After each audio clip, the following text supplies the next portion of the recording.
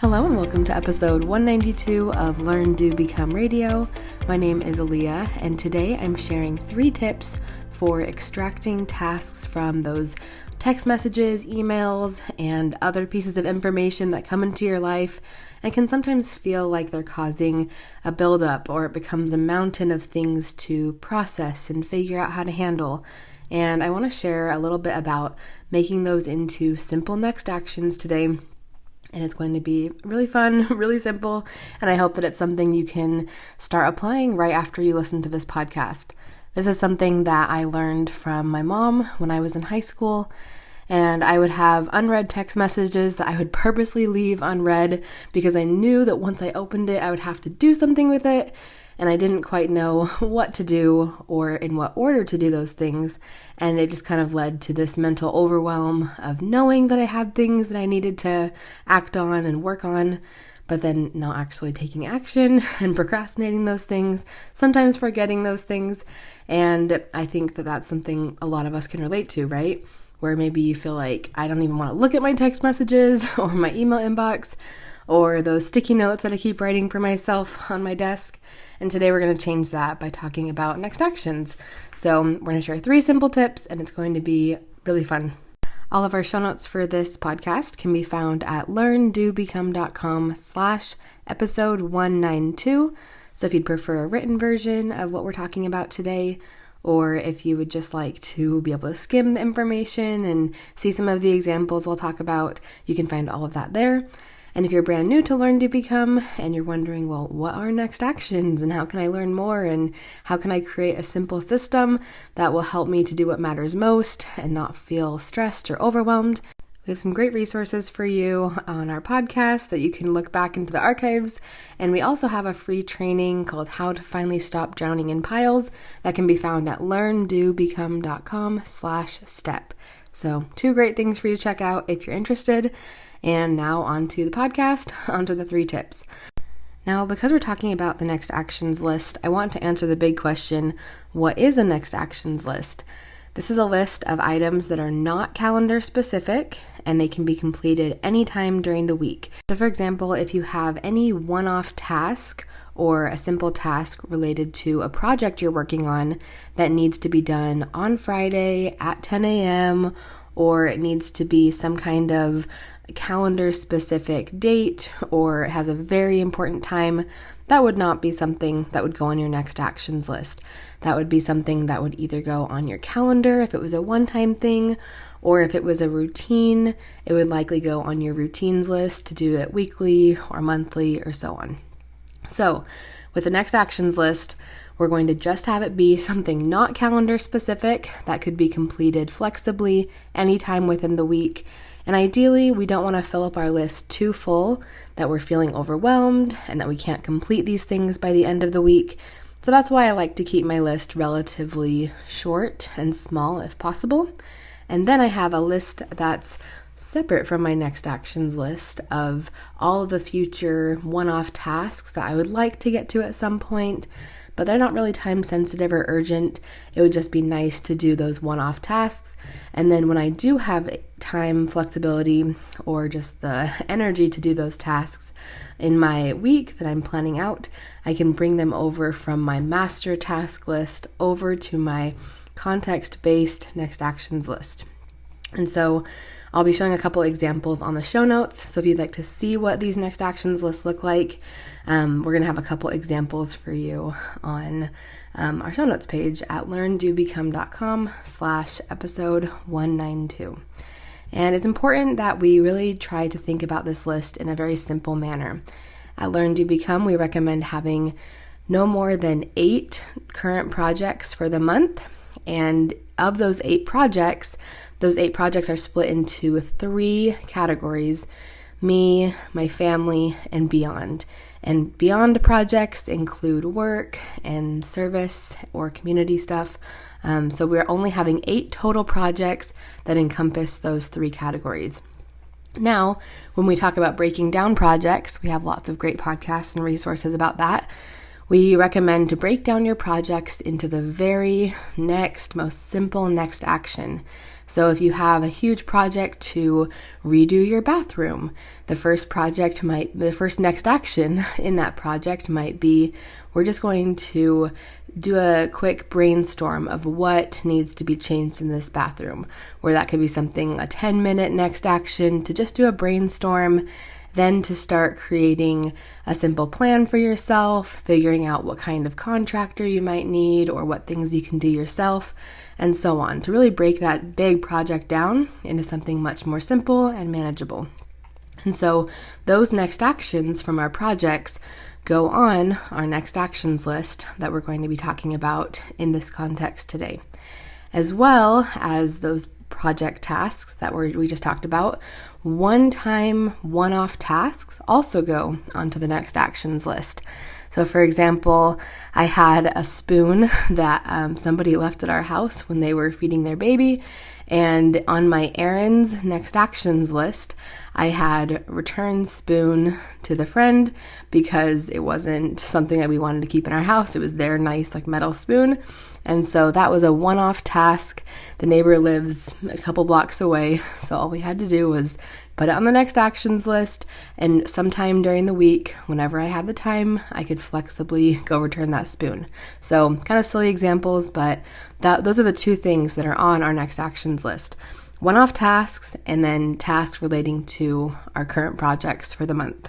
So now that we know what a next actions list is, we're going to jump into the tips. And tip number 1 for extracting the tasks from texts and emails and post-it notes and papers and all the things coming into your life is to, number 1, create a physical or digital next actions list.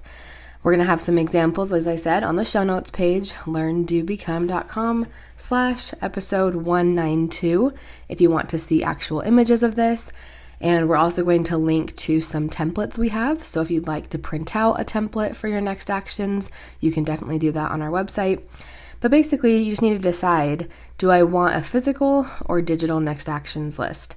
It depends on whether or not you're more of a paper person, or if you're more of I have my phone with me all the time, but that's about it. That's kind of how I am. So I'm more of a digital person. But basically, we recommend creating a space for these different contexts of your life. So if you're going to use a paper next actions list, you might want to draw a little symbol for the different sections of your life. If you're using a digital version, you might want to include a little emoji of the different category of your life, or just write them down on your little app, whatever you like to use. I personally like to use my Notes app, and I'll include a screenshot of my next actions list. It's really simple, it's really easy to review, and these are the categories that we recommend starting with. I've adapted mine a little bit ever since I started using my next actions list, after I realized a couple categories would be better for me, more fitting for my different day-to-day tasks. But basically, we'd recommend starting out with home, computer, phone, to discuss, out and about / errands, and work. So those are the 6 that we recommend starting out with, but over time I found that I adapted mine to home as one category, texts and calls, computer, errands, emails, and conversations. I just found that those categories better fit my life, but again, you can change them up. You don't want to go too overboard, too crazy, creating all these different sections of your life, but I found that a combination of these 6 is really helpful and really effective. And the reason we have these categories is because we're sorting our tasks based on where we're going to be when we need to complete them. So a task in the home section on your next actions list would be something completed at home. Let's say you already have some new light bulbs and you just need to take the time to go replace a certain light bulb in your home. That would be a task under the home section because you need to be at home to do it. We recently had a baby shower, and one of my tasks was to send the pictures we took on my phone to the different people that were there at the baby shower. These are good friends of ours, and we took the picture on my phone, and they said, "Hey, can you send me these pictures later?" and I didn't want to forget, and I didn't want to not send them the picture because I was really grateful they took the time to be there and celebrate with us. So on my phone section, I would put that I would send the pictures to the 3 or 4 friends that asked for them. And actually in my next actions list, mine says texts and calls. So I would simply write, text the picture to these 4 friends. So I hope that makes sense as far as creating your next actions list. Whether it's physical or digital, all you need is one place to write out the different contexts of your life. Again, you can choose between the ones we have in our template that are linked on the show notes page, or you can customize yours a little bit as needed. But we recommend probably staying between 6 to 8 contexts of your life, but they can be as specific or as general as you need them to be. And that's what I love about the things that we teach in the STEP program. Everything is super flexible and very easy to customize based on your own needs and the different areas of your life. So, okay, that's tip number 1. Create your physical or digital next actions list. Tip number 2 is, and this is going to be, just for the rest of this podcast, just wanted to make a little side note. This is going to be geared towards text messages because I think a lot of us have dozens or even sometimes hundreds of text messages that we haven't gotten to yet. And I want to focus on this, but these same exact tips apply to emails, phone calls, and even in-person conversations if people are assigning you tasks or asking you to do certain things. So we're going to focus on text messages, but just know that this can be applied very easily to any other context or situation in your life. So tip number 2 is intentionally open text messages and extract the next action. I know that life is busy and sometimes texts come to our phones when we're right in the middle of something else, whether we're out with family or friends, maybe we're in the middle of a work thing on our phone, maybe we're making dinner or running errands and messages are coming in. When we're intentional about opening up text and extracting the necessary information, things won't be forgotten or missed.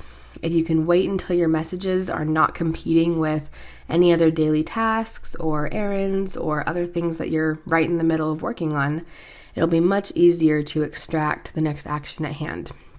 This is something that I have really had to train myself to do, to not get distracted by brand new texts coming in. And I've really enjoyed that my phone has a little capability to just preview a text without marking it as read. I personally have an iPhone, and my phone allows me to press and hold on a text message. It will open up the text message so I can quickly read it and scan it, but then it won't mark it as read. It'll just stay there in my little waiting area for my text. But then I can determine, is this something urgent? Do I need to respond right away?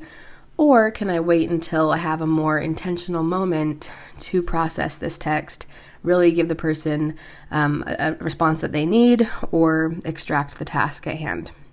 And also, some phones have the new capability to mark a text as unread. So you could open the text and then mark it as unread. This varies phone by phone. So if you're not sure if your phone can do that, I would definitely recommend searching online to see if that's a possibility. But basically, that's just the 2 things that I've really found as very helpful tools to either be able to preview the whole text or open the text and then mark it as unread so I can come back to it whenever I have the chance.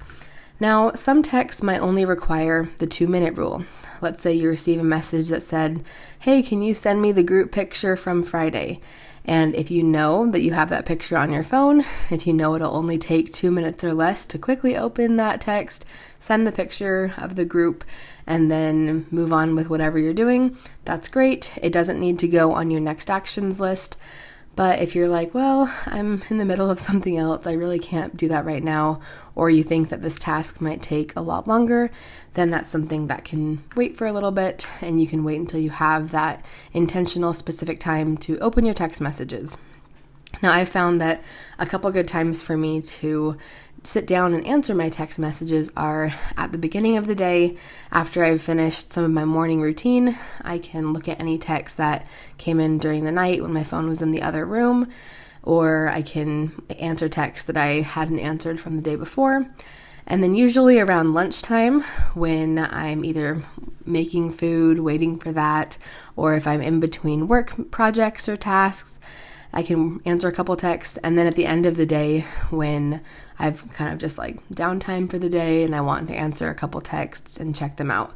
So I found that if I make a few minutes during those 3 times of the day, that way I can focus on my work in the morning, my family and other work stuff in the afternoon, and not have to spend all day long on my phone with texts. So that's number 2.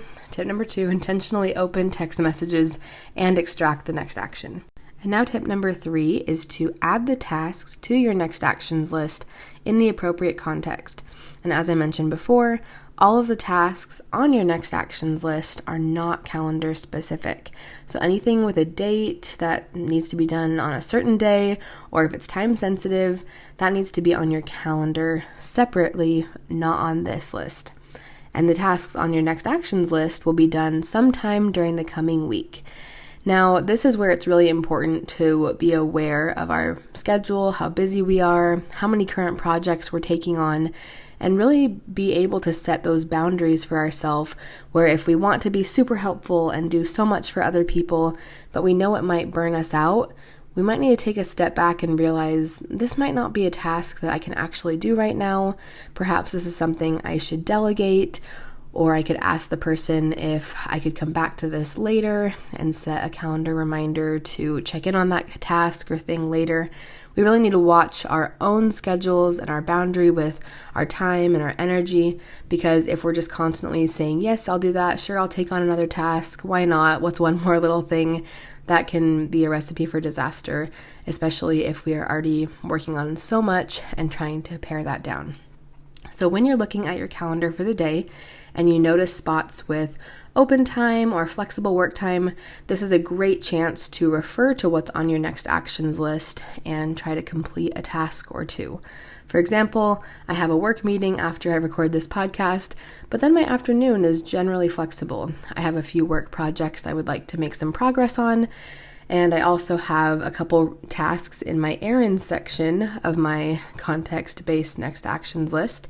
So I might look at my next actions list and think, yeah, that could be a great break for me to take from work before dinner time. After work, I can go run a quick errand down the street and check that off my next actions list. So if you're wondering, when am I even going to complete the tasks on my next actions list? That's why we recommend looking at your schedule either the night before or the morning of and thinking to yourself, I have this block of time. I'm going to use that time to work on these specific next actions. For example, if you are waiting for the bus, you might use that time waiting for the bus to look at your text/calls section of your next actions list and make a couple of those texts and calls that have been on the list that you want to complete sometime during that week. That's what I would personally do when I was waiting for the bus to go to school. And it was super helpful because instead of just scrolling social media or wasting time, I could get a couple things done from my list. So now I want to practice together. I'm going to read a couple examples of text that I've received, and I want you to think about where this would go on your own next actions list, meaning what context would this be in your own life? Do you know where you would put it? And then once it's there on the list, what is your process for completing that task? So we're going to do a little bit of practice together. And one quick addition to this is that next actions typically take between, I would say, 5 and 20 minutes. That's what I've found. Most of my tasks take about that much time. If it's something where you need to spend a considerable amount of time, like if you need to spend hours at a certain store, or if you need to spend a lot of time having an important conversation with somebody, that might not be the perfect next action. That might be something that you purposely schedule time on your calendar, almost as an appointment with yourself. Next actions are typically things that can be done in 5 to 20 minutes if they're pretty quick and they're not going to take too much time or energy. So the first text that we're going to practice with is one I got from my sister. She said, hey, can you send me 4 pictures from our family's photo albums that are digitized for a Mother's Day card? She wanted to get some pictures printed for my mom, and since I have the pictures really easily set up on my Google Photos, I'm kind of the go-to person for pictures right now in our family. So she asked me to send 4 cute pictures of her and my mom for Mother's Day. Now, that task was something I did not have time for right then, and it was going to take more than 2 minutes as per the 2-minute rule. So I put it on my computer section of the tasks, and I guess I said we're going to practice, so I should have asked, where would you put this on your next actions list? And personally, this would go on my computer section. Perhaps you would do it from your phone, or if there's a different place you were going to put it, that's totally fine. But because I need to be on my computer to complete this task, I put it under the computer section of my next actions list. And then I told my sister, sure, I will work on this in the next couple days and get the pictures sent to you. And then when I was looking at my schedule for the day, I thought that I had some open time when I would be working on my computer, and I chose to complete that next action of going through Google Photos, searching for my mom and my sister, pictures of them, and then I sent her those pictures to print for her card. So that way, that text didn't get lost in the shuffle. I didn't have to worry and think, oh no, I have to go look for pictures and I don't want to open this text from her, otherwise I'll lose it or I'll forget about it. I simply took the task out of the text message, put it on my next actions list, and was able to work on it when I had the time. And it was just felt really easy, really simple. Okay, next text. I put the Amazon return package on your desk. The return slip is printed and next to the box. Now it just needs to go to the post office. So this is a text that I made up, but it's a very similar situation to one that I've had in my real life. So where would you put that text? If someone said, I put the return package on your desk and the return slip, now it needs to go to the post office. Well, I would put that under my errands section because I need to run the errand to the post office and return the package. So that would be an errand that I would put into my schedule whenever I had the time. If the return was really time sensitive and needed to be done in 2 days, or it had to be done by Friday, or it couldn't be returned, then I might consider putting that on my actual calendar to make sure it got done and we could actually return it before that end date. But if it was something that had a generally flexible return thing that could be done anytime during the week, it would go under my errands section. And then I would take the box and the slip, and right by our front door, we have a little cubby where we put things that are related to errands or tasks that we'll be doing outside of the home, but we don't need to use those items yet. And that really helps us to reduce clutter. Like if we have to return an item to grandma or take an item to our parents the next time we see them, we just have a little cubby by the front door that holds those support materials for those tasks. So I would go set the box and the packing slip on that little cubby section so that it would be ready to go right by the front door. And the task itself would be on my errands, and I would just run the errand whenever I had the chance that week. All right, now for our third example. If I got this text, hey, we're thinking about going to this new restaurant for a double date. Can you ask your husband if he would like to try this restaurant, and then if you would both like to join us? So you think about this text, and I'm guessing you probably have something similar if someone's asking you if you want to go try a restaurant or if you want to catch up and spend time together. I think a lot of us have those friends that it's sometimes hard to coordinate things with, but we really want to get together with them. That's something that I have to be very conscious about because I really want to spend time with friends, but sometimes that planning part is super hard and just getting out of the planning stage is really difficult. But with the next actions, I think it helps make it a lot easier. So where would you put this kind of text? So you can think about it for a second, pause the podcast if you need a second. But in my mind, this is actually a 2-part text with 2 tasks. So the first task I would put on my next actions list would be talk to my husband on my conversations section of my next actions list and ask him if he would want to try this new restaurant. Now, I love having this conversation section of my next actions list because my husband, he's a pre-med student right now, and he's working, he either works as a medical assistant or he's shadowing doctors, or he's usually in settings where if I send him a text and say, hey, do you want to go to a restaurant? It's not really the perfect setting for him to answer and for us to talk about it. So I like to wait until we're both together in person and not busy with other things. And so I love having my conversation section of my next actions list, because then whenever I'm sitting down to talk to him, or if we're having dinner and I try to think about, oh, what was on my mind today that I wanted to talk to you about?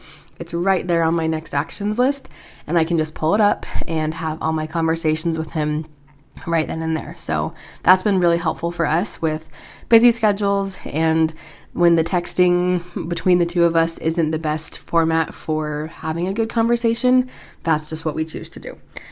So that would be task number 1, talk to my husband on the conversations list about this restaurant. And then when I go to check it off of my next actions list, every time actually I check something off my next actions list, I think to myself, am I totally done with either this task or the subsequent tasks that come after this?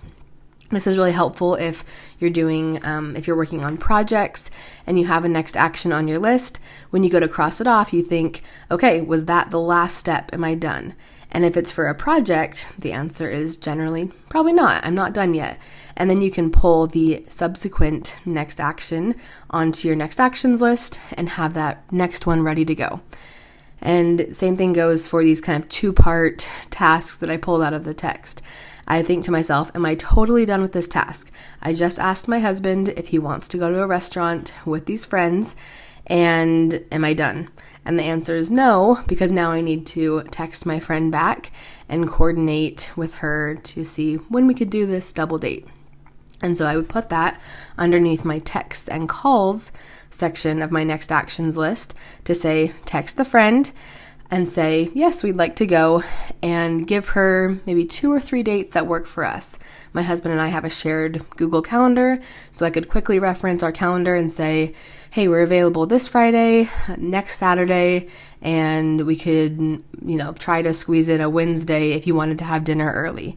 So just something like that is so simple, but I found that gets my plans out of the planning stage. It might seem kind of dumb to say, really, to coordinate dinner and other stuff, you need to put it on your next actions list, and you really need to take all that time to do that. And my answer is yes, because I don't want any tasks floating around my brain or just causing me extra stress or extra things to think about. I want to know that, okay, this is going to be handled when I have time to do the tasks on my next actions list, and I don't need to think about it 1 extra second. It's all going to be handled. And then later when I'm doing my texts and calls, I can text that friend back, let her know, and then cross it off my list, and I'm done. And then the ball is kind of in her court. And of course, if I really, really wanted to make this happen, and if I was worried that the friend might not get back to me, or if I was worried about anything like that, I could put a little calendar specific task on my calendar for a week in the future, where I say, follow up with so-and-so about dinner together. So there are a couple options to do that if you're worried about something like that. Sometimes we do that for following up with our siblings if we're not sure if they're going to follow up with us, but it's usually pretty seamless how that works. So there's always options to set follow-up reminders for ourselves, or if you have like a waiting list of things you check in on periodically, that's a great example too. Okay, I think we have 2 more examples, and then you can get practicing on your own, in your own texts and emails and other things you're working on. So what if your child of yours said, hey, can you call the school and excuse my absence from last Thursday? Let's say they had another commitment or something with school or whatever, and they had to miss a certain class period, or sometimes I think I had to have my mom do that as well, where I said, hey, we had this, and then I need you to excuse the absence for whatever reason. If there's no specific date or time that this needs to be done by, and it can be done anytime during the week, then this would go under phone calls, likely, unless you have to go in person to the school, then that might be an errand that you need to run. But I think most schools will let you call. So if I had a child who said, hey, can you call the school and excuse my absence from last Thursday? It would go under my phone calls section, and then I would make that phone call at my convenience sometime during the week. And the last example we'll go through is if you got the text, hey, can you help me change the light bulb in the laundry room? Now, this would be something I would take a second to think about, because I would need to first think, do we even have light bulbs? And so if we did have light bulbs, great. That could simply go right onto my home context. I could write the task, change light bulb in the laundry room. Now, if we did not have light bulbs, then I would need to add additional tasks to my list. The very first task, and it sounds like it's so simple, but sometimes it really, these little steps are what hang us up from ever getting our task completed. The very first step would be, what light bulb does the laundry room even take? Because sometimes houses have different kinds of light bulbs or different sizes and all those different things. So my very first task would be in the home section saying, go look in laundry room at the light bulb and, figure out what kind we need. What size is it? How many watts? What color is it? Is it like bright white or yellow or whatever? Then maybe take a picture of it while I'm doing that in the process. And when I'm checking that off of my home list, then I think to myself, am I done with this task? Am I totally done? The answer is no. So I would add either to my errands list, go buy the light bulb at the local store, or if I wanted to order it online, I would add it to my computer section and say, go order this on the website. And then as I'm completing that task, I would say, am I totally done with this? And if the answer is like, yes, that was the last step, great, check it off, but the light bulb still isn't changed. So that would need to be added to my home list in the context-based next actions list. So I hope that this helps. I hope that going through these examples shows that sometimes when we have these tasks that are relatively simple, but sometimes have an extra 1 or 2 steps to them, or they just take up a few minutes of our time that we don't have right away, that can really bog us down, and that can really feel overwhelming when we're like, I'm right in the middle of something else. I don't have time to go look for photos for Mother's Day, or I don't have time to go run the package to the post office right away. That's okay. That's exactly what this next actions list is for. So we hope that you can use this to successfully complete your next actions. And I know that this has been something that's just a game changer for me. And using these 3 principles has totally helped me to relieve my stress around being responsible and responsive when it comes to the requests I often receive. I really want to be a reliable person that people know that, like, when I say I'll do something, I will do it. I'm not going to forget. It's not going to get lost on my super long to-do list. I want to be responsible and responsive, but I also need to make sure that I have good boundaries when it comes to my time and energy. So if I truly am not able to do something, I want to make sure I communicate that. And I also want to make sure I have a good view of what projects I'm working on, what next actions are on my plate right now. Do I have the time, energy, and ability to do those tasks? If so, great. They go on the next actions list. And if not, then I find a way to respectfully, politely say no or delegate them to someone else. So I hope that these tips were helpful to you too. Again, if you would like to print out a next actions template and have one in a paper format, we have some great options for you that will be linked on our show notes page. You can find that at learndobecome.com/episode 192. And I'll also have just all these notes written out on the website in case you want to go back and skim them later. And of course, if you're new to Learn to Become, new to the STEP program, new to all of this, but it sounds exciting and it sounds like really interesting, something you could implement into your life, we would love to have you join us on our free training, How to Finally Stop Drowning in Piles. And you can sign up for that at learndobecome.com/step. So thank you so much for joining, and we'll see you next time.